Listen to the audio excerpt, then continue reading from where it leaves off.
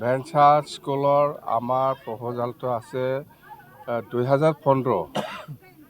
2015 আমি সময়সীমা বান্ধি পেলাই আমি BTC পৰা এছেম্বলিত আমাৰ BTC এছেম্বলিত পাছ কৰি পেলাই ষ্টেটত দিছে। এতিয়া ষ্টেটে সেইটো গ্ৰহণ কৰিব লাগে, সেইটো নিশ্চয় চাই আছে।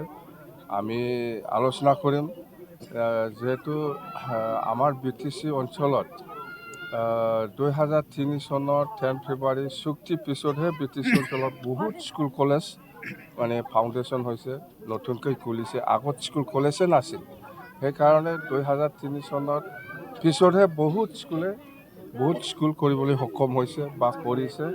সেইকাৰণে আমি 2015লৈকে আমাক কনচিডাৰ কৰিব লাগে প্ৰভিন্সিয়েলাইজেশ্যনৰ ক্ষেত্ৰত। বাছ ইয়াৰ আগত স্কুলেই নাছিল BTC অঞ্চলত, না কলেজ আছে না স্কুল আছে, একো নাছিল।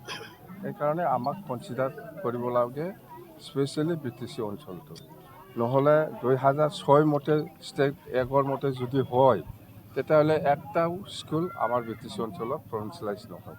সেইকাৰণে আমি ৰিকুৱেষ্ট কৰিছোঁ যে আমাৰ স্কুলবিলাক 2005 পৰা 2015 এই 10 বছৰত বহুত স্কুল কলেজ নতুন খুলিছে।